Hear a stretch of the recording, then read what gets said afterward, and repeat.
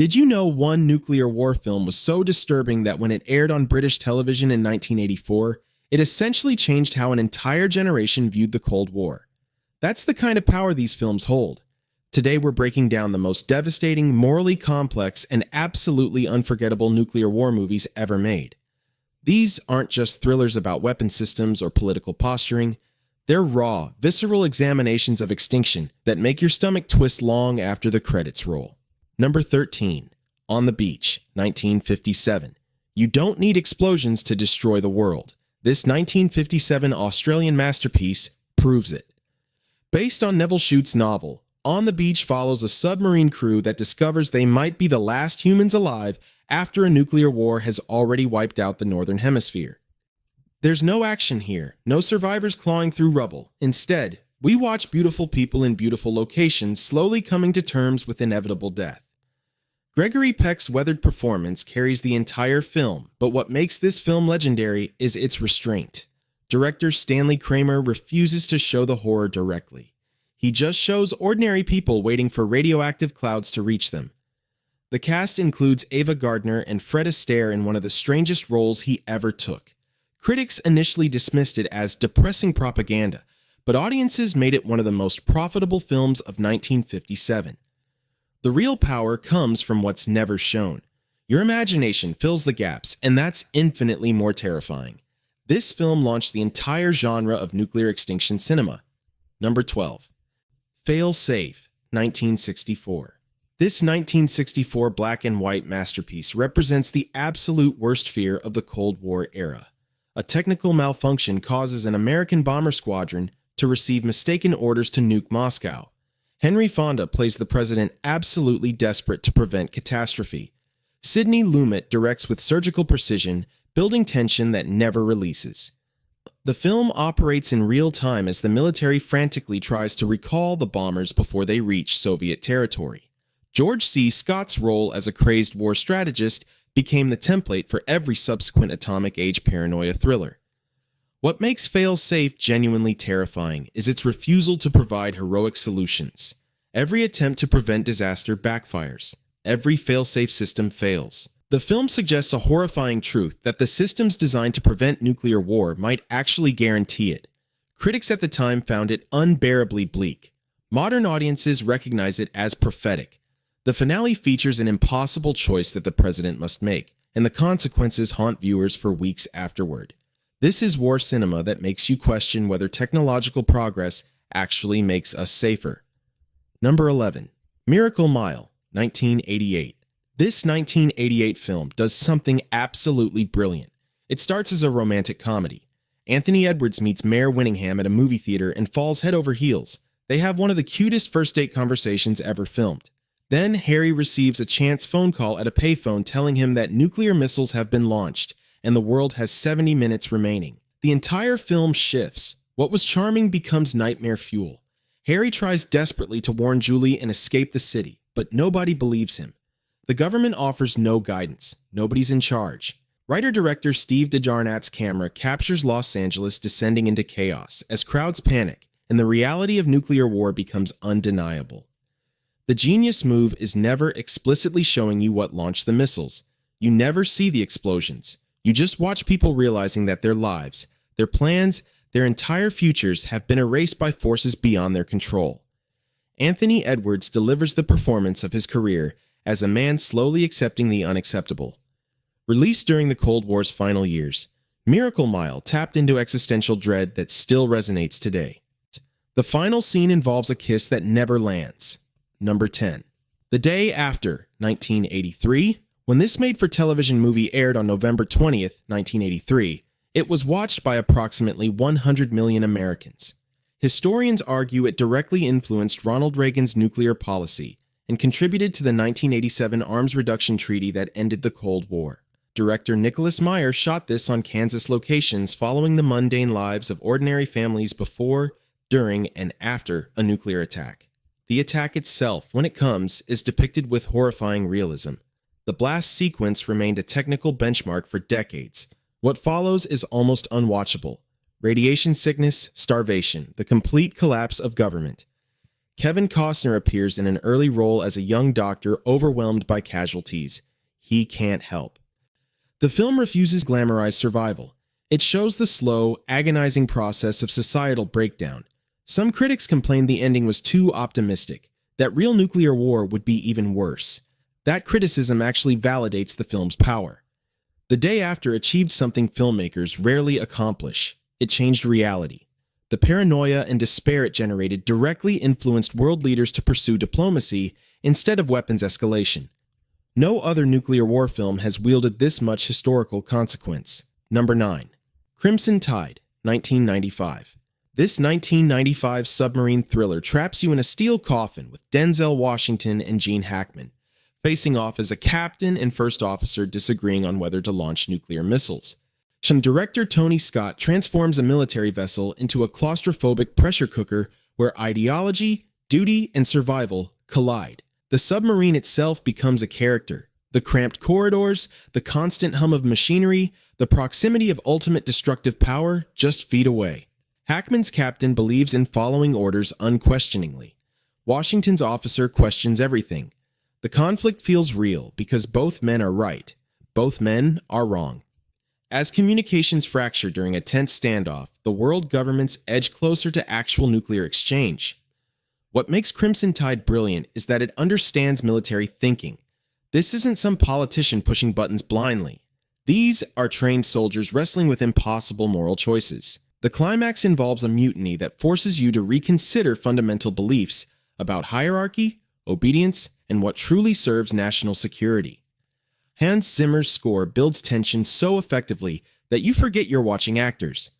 The final revelation about who actually has the launch authorization remains one of cinema's most perfectly executed plot twists. Number 8. The Day the Earth Caught Fire, 1961. This 1961 British film takes a wildly different approach. When simultaneous nuclear tests by superpowers throw Earth off its orbital axis, scientists realize the planet is gradually moving toward the sun and all life will be incinerated. It's a fascinating premise that treats nuclear weapons as an existential threat in unexpected ways. Director Val Guest follows a newspaper reporter investigating the astronomical anomaly, while governments deny the catastrophe publicly while panicking privately. The cinematography alternates between normal colors and increasingly reddish hues, visually representing Earth's temperature rising. News anchors calmly report apocalyptic information while audiences gradually process impossibility. What's striking is the film's refusal to assign blame. This wasn't some enemy attack. This was both superpowers making identical mistakes that compounded into species-ending disaster. The ending remains ambiguous in deliberately frustrating ways that spark conversation decades later. The film suggests that nuclear weapons exist beyond our capacity to manage them responsibly. Once you've built them, the consequences become mathematical inevitabilities rather than choices. Number 7. War Games, 1983. Matthew Broderick plays a high school hacker who accidentally penetrates the Pentagon's nuclear command system and starts what he thinks is a computer simulation about global thermonuclear war. It isn't. Directed by John Badham in 1983, War Games captured Reagan-era paranoia about teenagers, technology, and nuclear annihilation. The insane part is that a 19-year-old UCLA student actually hacked the Defense Department in the same year the film released, validating every fear the movie explores. The script brilliantly portrays how systems designed to prevent nuclear war might actually guarantee it through logical escalation. When the computer running nuclear defense is asked whether it's playing a simulation or engaging in real warfare, it responds, "What's the difference?" That line encapsulates everything terrifying about nuclear deterrence. You have weapons so destructive that their mere existence becomes the threat. The film builds tension incrementally as nobody can determine whether warheads are actually launching or if it's simulation. The military can't shut down the system. The president can't stop the protocol. Technology that was supposed to save civilization might destroy it instead. War Games works as thriller entertainment while asking deadly serious questions about whether humans should control extinction-level weapons. Number 6. I Barefoot Gen, 1983. This 1983 anime film adapts Keiji Nakazawa's manga about surviving the Hiroshima atomic bombing from a child's perspective. The animation style is deceptively gentle, which makes the carnage more disturbing. You're watching cartoon characters experiencing utterly realistic nuclear devastation. The film accurately depicts the thermal flash that instantly incinerates people, the black rain carrying nuclear particles, the radiation poisoning that kills survivors slowly and agonizingly. What separates Barefoot Gen from other nuclear films is its historical specificity. This didn't happen in some hypothetical Cold War scenario. This is what actually occurred. Real people experience this.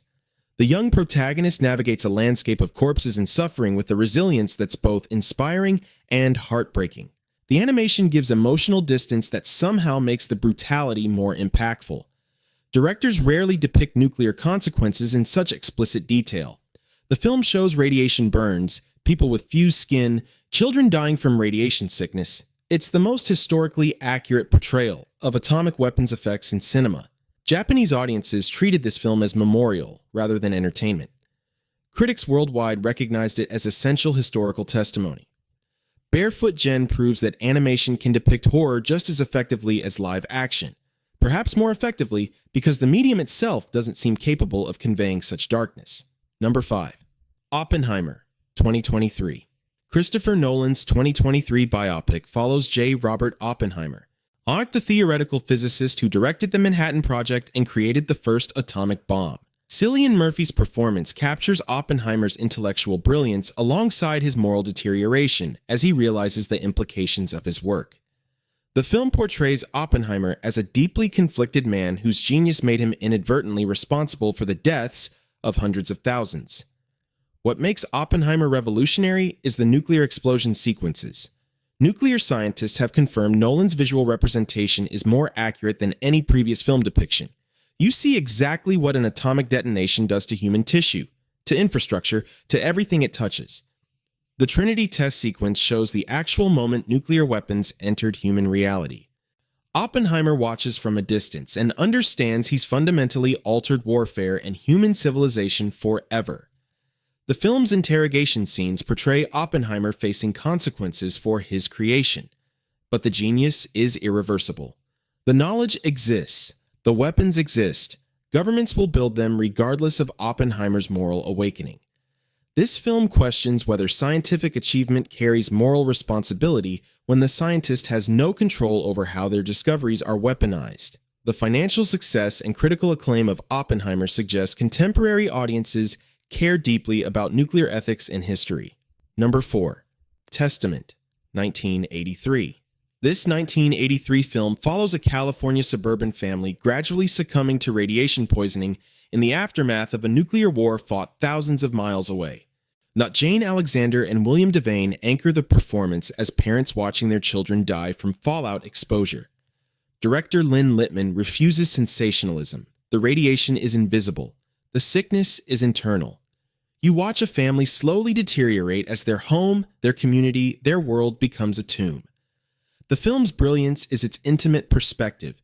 You're not watching global conflict or military strategy. You're watching a mother force-feeding her infant who's too sick to swallow. You're watching a father burying his children in the backyard because there's no other option. The slow horror of radioactive death becomes unbearable because these are ordinary people in ordinary circumstances discovering their circumstances have become apocalyptic. Jane Alexander delivers one of cinema's most wrenching performances as a woman accepting her family's extinction with grace that feels earned rather than sentimental. When Kevin Costner appears as a looted teenager struggling with his own radiation sickness, you understand that everyone faces the same grim arithmetic. Nuclear war doesn't have survivors. It has people dying at different rates. Testament won a Golden Globe but lost the Academy Award to Terms of Endearment. That loss feels almost criminal. This film doesn't entertain. It memorializes death. Number 3. The Atomic Cafe, 1982. This 1982 documentary compilation assembles propaganda, PSAs, and news footage from the 1950s assuring the American public that atomic weapons were nothing to fear. Duck and cover drills, friendly atoms, atomic-powered everything. The cruelty of the Atomic Cafe comes from its pure cynicism. These were genuine government messages, actual propaganda. Nobody credited, no narration, Just the raw stupidity and arrogance of an era that thought you could survive nuclear war with duck and cover techniques. The documentary proves that nuclear war panic originated from governmental incompetence combined with public terror. Citizens knew the weapons were extinction-level threats, but governments assured them everything was fine and manageable. The contrast between the propaganda and reality is excruciating. Directors Kevin Rafferty and Pierce Rafferty cut the footage with perfect dark humor, allowing the materials to reveal their own absurdity. The Atomic Cafe proves that sometimes history is more devastating than any fictional narrative. We built weapons we didn't understand. It's created defensive strategies that wouldn't work. Number 2. Dr. Strangelove, or How I Learned to Stop Worrying and Love the Bomb, 1964. Stanley Kubrick's 1964 masterpiece treats nuclear annihilation as comedy because, frankly, nuclear war is the ultimate joke about human incompetence. Peter Sellers delivers 3 absolutely iconic performances as Dr. Strangelove, a crazed nuclear strategist, as the American president, and as a British RAF exchange officer. George C. Scott plays a deranged general who believes nuclear war is survivable.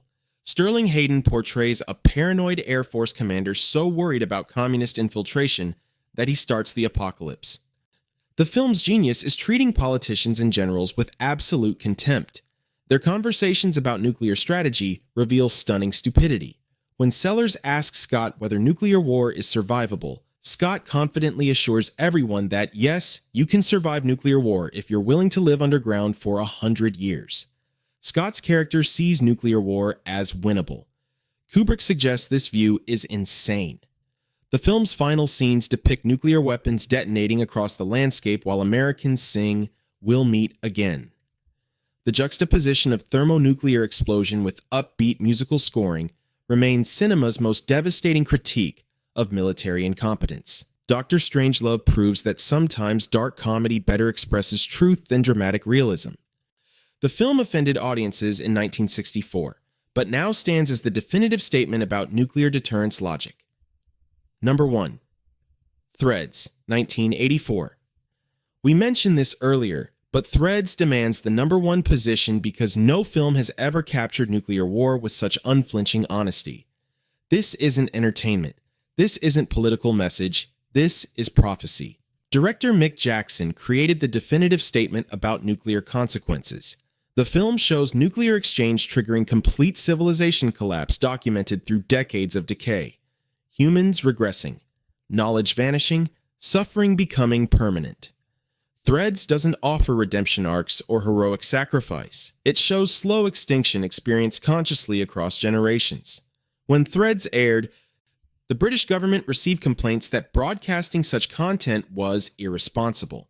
That response validates the film's power. It genuinely frightened people into reconsidering nuclear policy. Critics called it unwatchable. Audiences called it necessary. Every nuclear war film since Threads has stood in its shadow, measuring their own impact against its overwhelming bleakness. This is the film that changed how humanity conceptualizes nuclear weapons. Not as strategic tools, not as deterrence, but as extinction mechanism. Threads is horrifying precisely because it's accurate. These films prove that cinema's most powerful function is making abstract horrors tangible. Nuclear war exists as concept. These filmmakers transformed concept into emotional reality that audiences can't dismiss. Like they showed that extinction doesn't come dramatically. It comes quietly, slowly, and irreversibly. So which of these nuclear war films disturbed you most? Drop that in the comments below. And here's the real question that will spark debate. Should governments be required to screen films like Threads and Fail Safe to remind world leaders what their weapons actually represent? Or does that risk creating paralysis when deterrence might actually prevent war?